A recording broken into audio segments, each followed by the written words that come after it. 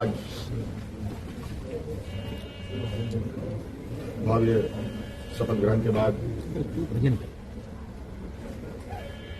नई सरकार गठन के मार्ग प्रशस्त हुए हैं।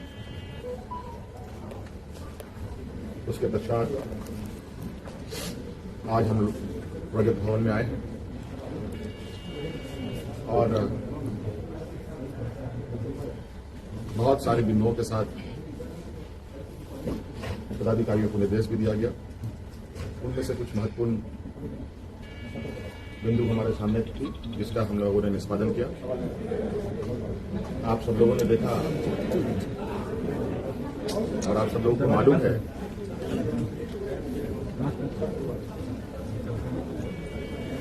केंद्र सरकार देश की रक्षा हेतु अग्निवीर जैसी कार्यक्रम को चला रही है। उस विषय को लेकर कई सवाल हैं नौजवानों के भविष्य को लेकर, और आपको मैं बताना चाहूंगा कि राज्य सरकार ने, हम लोगों ने पहले ही ये निर्णय लिया था कि झारखंड राज्य के जो भी नौजवान अग्निवीर में शामिल होंगे और किसी घटना में अगर उनकी मृत्यु होती है तो उनके पूरे परिवारों के साथ, परिवारजनों के साथ राज्य सरकार खड़ी रहेगी और राज्य पुलिस कर्मियों को जो राज्य की किसी घटना में मृत्यु होने पर जो सहायता सहयोग सरकार देती है, वही सहयोग अग्निवीर के परिजनों को भी दे होगा। आपको मालूम है कि अभी कुछ दिन पहले ही असम के सीमावर्ती क्षेत्र में उग्रवादी घटना में 21 या 22 तारीख का दिन है, जहां झारखंड का एक नौजवान चंदन क्यारी, बोकारो जिले का एक क्षेत्र है, वहां का एक नौजवान अर्जुन महतो जो वीर गति को प्राप्त हुआ, उनको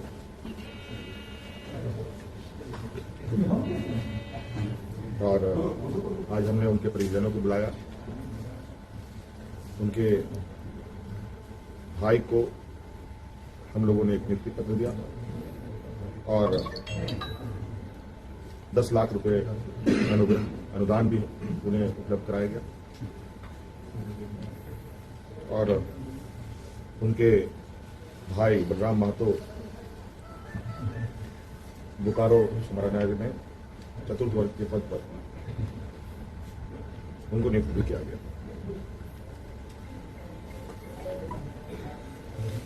लगभग मुझे लगता है इस घटना को हुए हफ्ता दिन हुआ होगा और हमारी कोशिश थी कि अविलंब उनको ये सहायता उपलब्ध कराया जाए, क्योंकि आप सबको मालूम है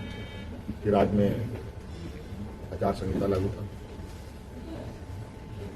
सरकार गठन की प्रक्रिया चल रही थी और सरकार गठन होने के पहला कदम हम लोगों ने उस पीड़ित परिवार के साथ खड़ा होने का अपना संकल्प पूरा किया। इसके अलावा आज सभी विधायकों को, 81 विधानसभा में जो चुने गए सदस्यों को शपथ ग्रहण हेतु प्रोटेम स्पीकर के रूप में प्रोफेसर स्टीफन मरांडी जी को चुना गया और ये भी निर्णय लिया गया कि आगामी 9 से 12 तारीख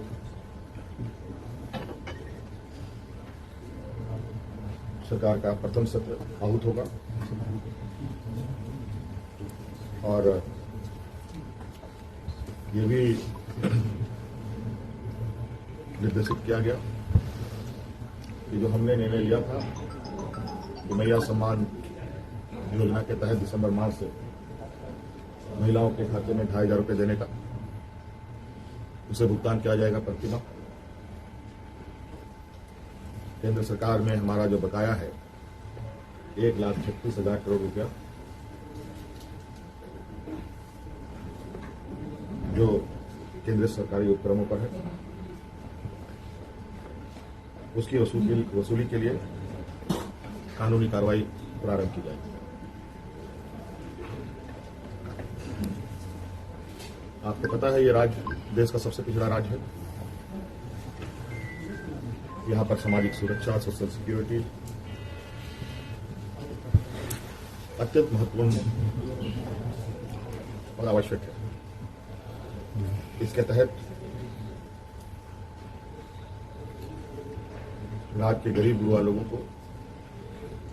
उनकी आर्थिक स्वावलंबी कैसे बने और इसको लेकर सरकार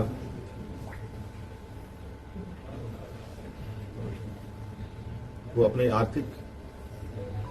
आय बढ़ाने की आवश्यकता होगी। इसके लिए नए स्रोत खोजे जाएंगे। खनन क्षेत्र में लागू या चल रहे पुराने करों की समीक्षा होगी और उसमें वृद्धि एवं न्यायिक मामलों जो लंबित है उन सबको त्वरित गति से खत्म किया जाएगा। खनन क्षेत्र में जितनी अधिक दरें बढ़ाई जा सकती है इस पर सरकार आगे बढ़ी है। आप सबको मालूम है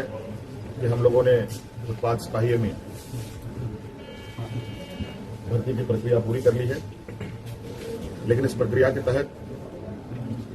बड़े पैमाने पर नौजवानों की जाने गई है, जो बहुत ही दुखद घटना के रूप में हमारे सामने आया है। क्योंकि भविष्य में भी बड़े पैमाने पर पुलिस की बहाली होनी है, इसलिए अविलंब पिछले हुए नियुक्ति में जो घटना घटी है उसकी समीक्षा की जाएगी। राज्य में सभी पदों पर नियुक्ति के लिए जेपीएससी और जेएसएससी तथा अन्य प्राधिकार 1 जनवरी 2025 के पूर्व परीक्षा कैलेंडर प्रकाशित किया जाएगा और जो लंबित रिजल्ट्स हैं उनको प्रकाशित किया जाएगा। साथ साथ में यह भी निर्णय लिया गया असम में जो वहां के चाय बागान में बरसों बरस से यहाँ के मूल वासियों को ले जाया जा करके जो वहां बसे हैं, जो विशेषकर जनजातीय समूह जो झारखंड मूल के हैं, उनकी दशा एवं उनके भविष्य में दिए जाने वाले सुविधा का अध्ययन के लिए सर्वदलीय प्रतिनिधि मंडल एवं पदाधिकारियों का दल असम जाकर जमीनी स्तर पर अध्ययन करेगी और सरकार को प्रतिवेदन सौंपेगी। ये कुछ महत्वपूर्ण बिंदु आपके हम समक्ष हमने रखा है। बाकी चीजें और भी है जो हम समय समय पर आप सब लोगों के समक्ष अवगत कराने का काम करें।